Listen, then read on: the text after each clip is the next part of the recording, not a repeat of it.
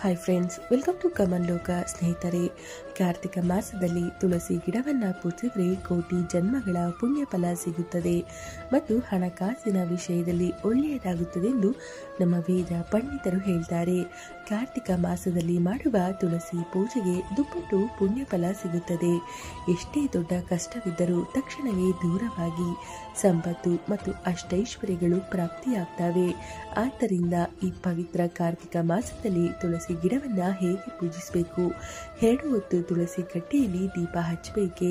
ತುಳಸಿ ಕಟ್ಟೆಯಲ್ಲಿ ಸಣ್ಣ ಕಲ್ಲನ್ನ ಏಕೆ ಇಡಬೇಕು? ತುಳಸಿ ಗಿಡ ಇಲ್ಲದವರು ಏನು ಮಾಡಬೇಕು? ಸಂಪ್ರದಾಯ ಇಲ್ಲದವರು ಕೂಡ ತುಳಸಿಯನ್ನ ಪೂಜಿಸಬಹುದೇ? ಇಂತಹ ಅನೇಕ ಅದ್ಭುತ ವಿಷಯಗಳ ಬಗ್ಗೆ ಇಂದಿನ ವಿಡಿಯೋದಲ್ಲಿ ತಿಳಿಯೋಣ.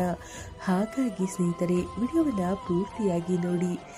ಯಾವ ಮನೆಯ ಮುಂದೆ ತುಳಸಿ ಗಿಡ ಇರುತ್ತದೆಯೋ ಅಂತಹ ಮನೆಗಳಲ್ಲಿ ಹೇರಳವಾಗಿ ಧನವಿರುತ್ತದೆ ಮತ್ತು ಮುಕ್ಕೋಟಿ ದೇವತೆಗಳು ಆ ಮನೆಯನ್ನ ರಕ್ಷಿಸುತ್ತಾರೆ ಎಂಬ ನಂಬಿಕೆ ಇದೆ. ಸಂಪ್ರದಾಯ ಇಲ್ಲದವರು ಕೂಡ ತುಳಸಿ ಗಿಡವನ್ನ ಪೂಜಿಸಬಹುದು. ಇಲ್ಲಿಯವರೆಗೆ ನಿಮ್ಮ ಮನೆಯಲ್ಲಿ ತುಳಸಿ ಗಿಡ ಇಲ್ಲದಿದ್ರೆ ಈ ಕಾರ್ತಿಕ ಮಾಸದಲ್ಲಿ ಯಾವುದಾದರೂ ಶುಕ್ರವಾರದಂದು ನಿಮ್ಮ ಮನೆಗೆ ತುಳಸಿ ಗಿಡವನ್ನ ತಂದುಕೊಳ್ಳಿ.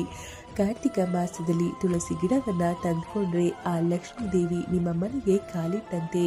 ಈ ಕಾರ್ತಿಕ ಮಾಸದ 1 ತಿಂಗಳು ಶಿವನನ್ನ ಹೇಗೆ ಪೂಜಿಸ್ತೇವೆಯೋ ಅದೇ ರೀತಿ ತುಳಸಿ ಕಟ್ಟೆಯನ್ನ ಪೂಜಿಸಬೇಕು. ತುಳಸಿ ಗಿಡದಲ್ಲಿ ಲಕ್ಷ್ಮೀ ದೇವಿಯ ಜೊತೆಗೆ 33 ಕೋಟಿ ದೇವತೆಗಳು ನೆಲೆಸ್ತಾರೆ.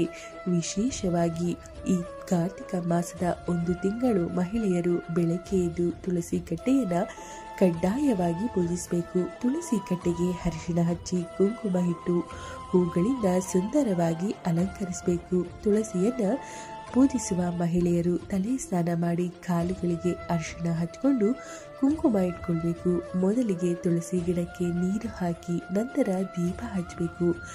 ತುಳಸಿಯ ಮುಂದೆ ಅಷ್ಟದಳ ಪದ್ಮದ ರಂಗೋಲಿ ಹಾಕಿ ಆ ರಂಗೋಲಿಯ ಮೇಲೆ ದೀಪ ಹಚ್ಚಬೇಕು. ತುಳಸಿ ಕಟ್ಟೆಯಲ್ಲಿ ದೀಪಾರಾಧನೆ ಮಾಡುವವರು ಮಣ್ಣಿನ ದೀಪಗಳನ್ನು ಮಾತ್ರ ಬಳಸಬೇಕು. ಮಣ್ಣಿನ ದೀಪಕ್ಕೆ ಕುಂಕುಮ ಇಟ್ಟು ಅದರಲ್ಲಿ ಹಸುವಿನ ತುಪ್ಪ ಹಾಕಿ 5 ಬತ್ತಿಗಳನ್ನು ಒಂದಾಗಿ ಸೇರಿಸಿ ದೀಪ ಹಚ್ಚಬಹುದು. 5 ಬತ್ತಿಗಳಿಂದ ತುಳಸಿ ಮುಂದೆ ದೀಪ ಹಚ್ಚಿದರೆ ನಿಮ್ಮ ಮನೆಯ ಆರ್ಥಿಕ ಪರಿಸ್ಥಿತಿ ಸುಧಾರಿಸುತ್ತದೆ. ತುಳಸಿ ಕಟ್ಟೆಯಲ್ಲಿ ದೀಪ ಹಚ್ಚಿ ತುಳಸಿಯ ಸುತ್ತ 5 ಪ್ರದಕ್ಷಿಣೆಗಳನ್ನು ಮಾಡಬೇಕು. ಪ್ರತಿದಿನ ತುಳಸಿಯನ್ನು ಪೂಜಿಸಲು ಸಾಧ್ಯವಾಗದವರು ಪ್ರತಿ ಕಾರ್ತಿಕ ಸೋಮವಾರ ಮತ್ತು ಶುಕ್ರವಾರದಂದು ಕಡ್ಡಾಯವಾಗಿ ತುಳಸಿಯನ್ನು ಪೂಜಿಸಿ. ಮುಖ್ಯವಾಗಿ ಈ ಕಾರ್ತಿಕ ಮಾಸದ 1 ತಿಂಗಳು ಬೆಳಗ್ಗೆ ಸ್ನಾನ ಮಾಡಿ ಕಡ್ಡಾಯವಾಗಿ ತುಳಸಿ ಗಿಡಕ್ಕೆ ನೀರು ಹಾಕಬೇಕು. ಒಂದು ತಾಮ್ರದ ಚಮ್ಮಿನಲ್ಲಿ ತುಂಬ ನೀರು ಹಾಕಿ ಆ ನೀರನ್ನ ತುಳಸಿ ಗಿಡಕ್ಕೆ ಹಾಕುತ್ತಾ ನಿಮ್ಮ ಮನಸ್ಸಿನಲ್ಲಿ ಏನಾದರೂ ಬೇಡಿಕೊಳ್ಳಿ. ಲಕ್ಷ್ಮೀ ದೇವಿ ತುಂಬ ಸಂತೋಷಗೊಂಡು ಬೇಡಿಕೊಂಡ ವರಗಳನ್ನ ತಕ್ಷಣವೇ ಕರುಣಿಸ್ತಾಳೆ. ಇನ್ನು ಯಾರು ಹಣದ ಸಮಸ್ಯೆಗಳಿಂದ ಬಳಲ್ತಾ ಇದ್ದೀರೋ ಅಂತಹವರು ಈ ಕಾರ್ತಿಕ ಮಾಸದಲ್ಲಿ ಹಸುವಿನ ಹಾಲನ್ನ ತುಳಸಿ ಗಿಡಕ್ಕೆ ಅರ್ಪಿಸಿ. ಲಕ್ಷ್ಮೀ ದೇವಿ ತಕ್ಷಣವೇ ಪ್ರಸನ್ನಳಾಗಿ ನಿಮ್ಮ ಮನೆಯ ಬಡತನವನ್ನ ದೂರ ಮಾಡ್ತಾಳೆ. ಹಾಗೆಯೇ ಈ ಕಾರ್ತಿಕ ಮಾಸದಲ್ಲಿ ಕಡ್ಡಾಯವಾಗಿ 365 ಬತ್ತಿಗಳಿಂದ ದೀಪ ಹಚ್ಚಬೇಕು. ತುಳಸಿ ಕಟ್ಟೆಯ ಮುಂದೆ ಹಚ್ಚಿದ್ರೆ ಇನ್ನು ದುಪ್ಪಟ್ಟು ಪುಣ್ಯ ಫಲ ಸಿಗುತ್ತದೆ. ಲಕ್ಷ್ಮೀ ದೇವಿಗೆ ಅತ್ಯಂತ ಪ್ರಿಯವಾದವುಗಳಲ್ಲಿ ನೆಲ್ಲಿಕಾಯಿ ಕೂಡ ಒಂದು. ನೆಲ್ಲಿಕಾಯಿ ಗಿಡವನ್ನ ವಿಷ್ಣು ರೂಪವೆಂದು ಭಾವಿಸ್ತಾರೆ. ಈ ಕಾರ್ತಿಕ ಮಾಸದಲ್ಲಿ ಪ್ರತಿಯೊಬ್ಬರು ಕಡ್ಡಾಯವಾಗಿ ನೆಲ್ಲಿಕಾಯಿ ದೀಪ ಹಚ್ಚಬೇಕು. ತುಳಸಿ ಕಟ್ಟೆಯಲ್ಲಿ ನೆಲ್ಲಿಕಾಯಿ ದೀಪ ಹಚ್ಚಿದ್ರೆ ಹಣದ ಸಮಸ್ಯೆಗಳೆಲ್ಲ ತಕ್ಷಣವೇ ದೂರವಾಗಿ ನಿಮ್ಮ ಮನೆಯ ಆದಾಯ ವಿಪರೀತವಾಗಿ ಹೆಚ್ಚಾಗುತ್ತದೆ. ಅಂತಹ ಶಕ್ತಿ ನೆಲ್ಲಿಕಾಯಿ ದೀಪಕ್ಕೆ ಇರುತ್ತದೆ. ಇನ್ನು ತುಳಸಿ ಗಿಡವನ್ನ ಪೂಜಿಸುವವರು ತುಳಸಿ ಗಿಡದ ಬುಡದಲ್ಲಿ ಖಂಡಿತವಾಗಿಯೂ ಒಂದು ಸಣ್ಣ ಕಲ್ಲನ್ನ ಇಟ್ಕೊಳ್ಬೇಕು. ಈ ಕಲ್ಲನ್ನು ವಿಷ್ಣು ಮೂರ್ತಿಯ ಸ್ವರೂಪವೆಂದು ಭಾವಿಸಬೇಕು. ತುಳಸಿ ಕಟ್ಟೆಯಲ್ಲಿ ಪ್ರತಿಷ್ಠಾಪಿಸುವ ಕಲ್ಲು ತುಂಬಾ ಪವಿತ್ರವಾಗಿರಬೇಕು. ಆದ್ದರಿಂದ ನದಿಗಳ ಹತ್ತಿರ ಸಿಗುವ ಕಲ್ಲನ್ನು ತಂದು ನಿಮ್ಮ ತುಳಸಿ ಕಟ್ಟೆಯಲ್ಲಿ ಇಟ್ಕೊಳ್ಳಿ. ತುಳಸಿಯನ್ನ ಪೂಜಿಸುವಾಗ ಆ ಕಲ್ಲಿಗೂ ಕುಂಕುಮ ಇಟ್ಟು ಹೂಗಳನ್ನು ಅರ್ಪಿಸಿ ಪೂಜೆ ಮಾಡಬೇಕು.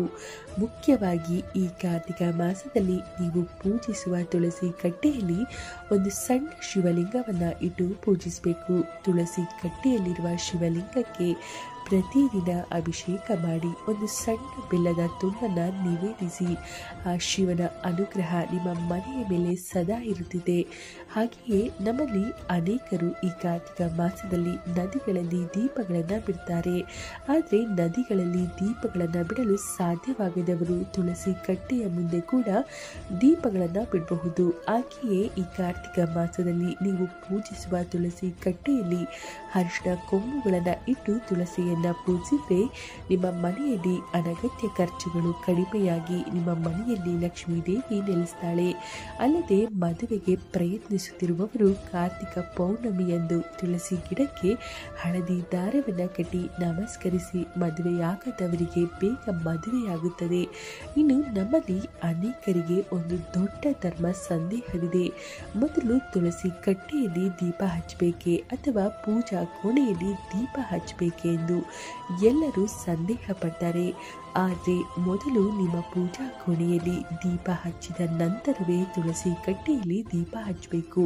ಈ ಕಾರ್ತಿಕ ಮಾಸದಲ್ಲಿ ತುಳಸಿ ಕಟ್ಟೆಯನ್ನು ಪೂಜಿಸುವವರು ತುಳಸಿ ಮುಂದೆ ದೀಪ ಹಚ್ಚುವಾಗ ದೀಪದ ಕೆಳಗೆ ಕೆಲವು ಅಕ್ಷತೆಗಳನ್ನು ಹಾಕಿ ಆ ಅಕ್ಷತೆಗಳ ಮೇಲೆ ದೀಪ ಹಚ್ಚಿದರೆ ಮಹಾಲಕ್ಷ್ಮೀ ದೇವಿ ತಕ್ಷಣ ಪ್ರಸನ್ನಳಾಗಿ ಕೇಳಿದ ಎಲ್ಲ ಆಸೆಗಳನ್ನು ಈಡೇರಿಸ್ತಾಳೆ ಎಂಬ ನಂಬಿಕೆ ಇದೆ. ವಿಶೇಷವಾಗಿ ಈ ಕಾರ್ತಿಕ ಮಾಸದಲ್ಲಿ ಬರುವ ಕ್ಷೀರಾಬ್ದಿ ದ್ವಾದಶಿಯಂದು ತುಳಸಿ ಗಿಡವನ್ನು ಪೂಜಿಸಿದರೆ ನಿಮ್ಮ ಜನ್ಮ ಸಾರ್ಥಕವಾಗುತ್ತದೆ. ನವೆಂಬರ್ 2ನೇ ತಾರೀಕಿನಂದು ಕ್ಷೀರಾಬ್ದಿ ದ್ವಾದಶಿ ಬಂದಿದ್ದು ಈ ದಿನವೇ ತುಳಸಿ ವಿವಾಹ ನಡೆಯಿತು. ಆದ್ದರಿಂದ ಈ ಕ್ಷೀರಾಬ್ದಿ ದ್ವಾದಶಿಯಂದು ನಿಮ್ಮ ತುಳಸಿ ಕಟ್ಟೆಯಲ್ಲಿ ಒಂದು ನೆಲ್ಲಿಕಾಯಿ ಕೊಂಬನ್ನು ಇಟ್ಟು ತುಳಸಿಯನ್ನ ಪೂಜಿಸಿ. ಹಾಗೆಯೇ ನಮ್ಮಲ್ಲಿ ಅನೇಕರು ಈ ಕಾರ್ತಿಕ ಮಾಸದಲ್ಲಿ ಹಿಟ್ಟಿನ ದೀಪಗಳನ್ನು ಹಚ್ಚುತ್ತಾರೆ. ಅಂತಹವರು ತುಳಸಿ ಕಟ್ಟೆಯಲ್ಲಿ ಹಿಟ್ಟಿನ ದೀಪ ಹಚ್ಚಿದರೆ ತುಂಬ ಒಳ್ಳೆಯದು ಮತ್ತು ಲಕ್ಷ್ಮೀ ದೇವಿ ತುಂಬ ಸಂತೋಷಗೊಂಡು ನಿಮ್ಮ ಮನೆಯ ಮೇಲೆ ಸಂಪತ್ತಿನ ಮಳೆಯನ್ನು ಸುರಿಸ್ತಾಳೆ ಎಂಬ ನಂಬಿಕೆ ಇದೆ. ಈ ದೀಪ ಆರಿದ ನಂತರ ಈ ಹಿಟ್ಟಿನ ದೀಪವನ್ನು ಹಸುವಿಗೆ ತಿನ್ನಿಸಿದರೆ ಇನ್ನೂ ಹೆಚ್ಚಿನ ಪುಣ್ಯ ಫಲ ಸಿಗುತ್ತದೆ. ಇನ್ನು ನಮ್ಮಲ್ಲಿ ಅನೇಕರು ವಿಷ್ಣು ಪೂಜೆಗಾಗಿ ತುಳಸಿ ದಳಗಳನ್ನು ಕಿತ್ತು ಪೂಜೆಯಲ್ಲಿ ಬಳಸ್ತಾರೆ. ಆದರೆ ಪೂಜಿಸುವ ತುಳಸಿ ಎಲೆಗಳನ್ನು ಮಾತ್ರ ತಪ್ಪಿಯೂ ಕೀಳಬಾರದು. ಇದು ಮಹಾಪಾಪವೆಂದು ಪರಿಗಣಿಸಲಾಗುತ್ತದೆ. ಆದ್ದರಿಂದ ಪೂಜಿಸುವ ತುಳಸಿ ಕಟ್ಟೆಯ ಪಕ್ಕದಲ್ಲಿ ಮತ್ತೊಂದು ತುಳಸಿ ಗಿಡವನ್ನು ನೆಟ್ಟು ಆ ಎಲೆಗಳನ್ನು ಪೂಜೆಯಲ್ಲಿ ಬಳಸಬಹುದು ಎಂದು ವೇದ ಪಂಡಿತರು ಸೂಚಿಸುತ್ತಾರೆ. ವಿಶೇಷವಾಗಿ ಈ ಕಾರ್ತಿಕ ಮಾಸದಲ್ಲಿ ಪ್ರತಿ ಶನಿವಾರದಂದು ತುಳಸಿ ದಳಗಳಿಂದ ವೆಂಕಟೇಶ್ವರ ಸ್ವಾಮಿಯನ್ನ ಪೂಜಿಸಿದರೆ ಆ ವೆಂಕಣ್ಣ ತಕ್ಷಣ ಅನುಗ್ರಹಿಸ್ತಾನೆ ಮತ್ತು ಕುಟುಂಬದ ಎಲ್ಲ ಕಷ್ಟಗಳು ತಕ್ಷಣ ದೂರವಾಗ್ತವೆಂಬ ನಂಬಿಕೆ ಇದೆ. ಹಾಗೆಯೇ ಕೆಲವೊಮ್ಮೆ ಇದ್ದಕ್ಕಿದ್ದಂತೆ ನಾವು ಪೂಜಿಸುವ ತುಳಸಿ ಗಿಡ ಒಣಗಿ ಹೋಗುತ್ತದೆ. ಅಂತಹ ಸಮಯದಲ್ಲಿ ತಕ್ಷಣ ಹೊಸ ಗಿಡವನ್ನು ತಂದು ನೆಡಬೇಕು. ಆದರೆ ಒಣಗಿದ ಗಿಡವನ್ನು ಮನೆಯ ಮುಂದೆ ಇಡಬೇಡಿ. ಹೀಗೆ ಒಣಗಿದ ಗಿಡವನ್ನು ಎಲ್ಲದರಲ್ಲಿ ಎಸೆಯದೆ ಹರಿಯುವ ನೀರಿನಲ್ಲಿ ಅಥವಾ ಯಾರು ತುಳಿಯದ ಜಾಗದಲ್ಲಿ ಇಡಬೇಕು. ಇನ್ನು ಮನೆಯಲ್ಲಿ ವ್ರತಗಳನ್ನು ಮಾಡುವಾಗ ಅನೇಕರು ಅರಿಶಿನ ಗಣಪತಿಯನ್ನ ಪೂಜಿಸ್ತಾರೆ. ಆ ಪೂಜೆ ಮುಗಿದ ನಂತರ ಆ ಅರಿಶಿನ ಗಣಪತಿಯನ್ನ ತುಳಸಿ ಕಟ್ಟೆಯಲ್ಲಿ ಇಡ್ತಾರೆ. ಆದರೆ ಹೀಗೆ ಅಪ್ಪಿ ತಪ್ಪಿಯೂ ಮಾಡಬೇಡಿ. ಏಕೆಂದರೆ ಗಣೇಶ ಚತುರ್ಥಿಯ ದಿನ ಮಾತ್ರ ಪೂಜಿಸಿದ ಅರಿಶಿನ ಗಣಪತಿಯನ್ನ ತುಳಸಿ ಕಟ್ಟೆಯಲ್ಲಿ ಇಡಬೇಕು. ಇನ್ನು ಉಳಿದ ಯಾವುದೇ ದಿನಗಳಲ್ಲಿ ಪೂಜಿಸಿದ ಗಣಪತಿಯನ್ನ ತುಳಸಿ ಕಟ್ಟೆಯಲ್ಲಿ ಇಡಬಾರದು. ಹಾಗೆ ಇಟ್ಟರೆ ಮನೆಯ ಐಶ್ವರ್ಯ ನಾಶವಾಗುತ್ತದೆ ಎಂದು ಜ್ಯೋತಿಷ ತಜ್ಞರು ಸೂಚಿಸುತ್ತಾರೆ.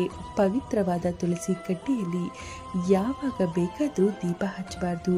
ಬೆಳಗ್ಗೆ ಸೂರ್ಯ ಬರುವ ಮುನ್ನವೇ ತುಳಸಿ ಕಟ್ಟೆಯಲ್ಲಿ ದೀಪಾರಾಧನೆ ಮಾಡಬೇಕು. ಹಾಗೆಯೇ ಸಂಜೆ ಸೂರ್ಯ ಅಸ್ತಮಿಸಿದ ನಂತರ ತುಳಸಿ ಕಟ್ಟೆಯಲ್ಲಿ ದೀಪ ಹಚ್ಚಬೇಕು. ಆಗ ಮಾತ್ರ ದ್ವಿಗುಣ ಪುಣ್ಯ ಫಲ ಸಿಗುತ್ತದೆ. ಇನ್ನು ನಮ್ಮಲ್ಲಿ ಅನೇಕ ಮಹಿಳೆಯರು ತುಳಸಿ ಎಲೆಗಳನ್ನು ಯಾವಾಗ ಬೇಕಾದರೂ ಕೀಳ್ತಾರೆ. ಆದರೆ ತಪ್ಪಿಯೂ ಹಾಗೆ ಮಾಡಬೇಡಿ. ತುಳಸಿ ಎಲೆಗಳನ್ನು ಕೀಳಬೇಕಾದ್ರೆ ಸೋಮವಾರ, ಬುಧವಾರ ಮತ್ತು ಶನಿವಾರ ಈ 3 ದಿನಗಳಲ್ಲಿ ಮಾತ್ರ ತುಳಸಿ ಎಲೆಗಳನ್ನು ಕೀಳಬೇಕು ಎಂದು ನಮ್ಮ ಹಿರಿಯರು ವಿವರಿಸುತ್ತಾರೆ. ಮುಖ್ಯವಾಗಿ ಅಮಾವಾಸ್ಯ ತಿಥಿ ಹಾಗೂ ಪೌರ್ಣಿಮೆಯ ತಿಥಿಗಳಲ್ಲಿ ತಪ್ಪಿಯೂ ತುಳಸಿ ದಳಗಳನ್ನು ಕೀಳಬೇಡಿ. ಅದೇ ರೀತಿ ಶ್ರಾವಣ ನಕ್ಷತ್ರ ಇರುವ ದಿನದಂದು ಕೂಡ ತುಳಸಿ ದಳಗಳನ್ನು ಕೀಳಬಾರ್ದು. ಪೂಜೆಗಾಗಿ ತುಳಸಿ ದಳಗಳನ್ನು ಕೀಳಬೇಕಾದ್ರೆ ಮೊದಲು ಲಕ್ಷ್ಮೀ ದೇವಿಗೆ ನಮಸ್ಕರಿಸಿ ನಂತರವೇ ತುಳಸಿ ಎಲೆಗಳನ್ನು ಕೀಳಬೇಕು. ಪ್ರತಿ ಭಾನುವಾರದಂದು ಲಕ್ಷ್ಮೀ ಸ್ವರೂಪಿಯಾದ ತುಳಸಮ್ಮ ಶ್ರೀ ಮಹಾವಿಷ್ಣುವಿಗಾಗಿ ಉಪವಾಸವಿರ್ತಾಳೆ. ಆದ್ದರಿಂದ ಭಾನುವಾರದಂದು ತುಳಸಿಯನ್ನ ಮುಟ್ಟಬಾರದು ಎಂದು ಹೇಳ್ತಾರೆ. ಇನ್ನು ವಾಸ್ತು ಪ್ರಕಾರ ತುಳಸಿಯನ್ನ ಬೆಳೆಸುವವರು ಪೂರ್ವ, ಉತ್ತರ ಹಾಗೂ ಈಶಾನ್ಯ ಈ 3 ದಿಕ್ಕುಗಳಲ್ಲಿ ಮಾತ್ರ ತುಳಸಿಯನ್ನ ನೆಡಬೇಕು. ಇನ್ನು ನಮ್ಮಲ್ಲಿ ಅನೇಕರಿಗೆ ಯಾವಾಗಲೂ ಕಷ್ಟಗಳು ಬರ್ತಾನೆ ಇರ್ತವೆ. ಅಂತಹವರು ಈ ಕಾರ್ತಿಕ ಮಾಸದಲ್ಲಿ ತುಳಸಿ ಗಿಡಕ್ಕೆ 108 ಪ್ರದಕ್ಷಿಣೆಗಳನ್ನು ಮಾಡಿದರೆ ಯಾವುದೇ ದೋಷವಿದ್ದರೂ ತಕ್ಷಣ ದೂರವಾಗಿ ಪ್ರತಿ ಕೆಲಸದಲ್ಲೂ ಯಶಸ್ಸು ಸಾಧಿಸ್ತಾರೆ. ಕಾರ್ತಿಕ ಮಾಸದಲ್ಲಿ ಈ ರೀತಿ ತುಳಸಿಯನ್ನ ಪೂಜಿಸಿದರೆ ಎಲ್ಲ ಪಾಪಗಳು ದೂರವಾಗಿ ಮೋಕ್ಷ ಪ್ರಾಪ್ತಿಯಾಗುತ್ತದೆ ಎಂದು ನಂಬಿಕೆ ಇದೆ. ಸ್ನೇಹಿತರೆ, ಈ ಮಾಹಿತಿ ನಿಮಗೆ ಇಷ್ಟವಾಗಿದ್ದಲ್ಲಿ ದಯಮಾಡಿ ಲೈಕ್ ಮಾಡಿ, ಶೇರ್ ಮಾಡಿ. ಹಾಗೆ ಫ್ರೆಂಡ್ಸ್, ಯಾರೆಲ್ಲ ಇನ್ನು ನಮ್ಮ ಚಾನಲ್ ಸಬ್ಸ್ಕ್ರೈಬ್ ಮಾಡಿಲ್ಲ ಅಂದರೆ ದಯಮಾಡಿ ಸಬ್ಸ್ಕ್ರೈಬ್ ಮಾಡಿ. ಧನ್ಯವಾದಗಳು.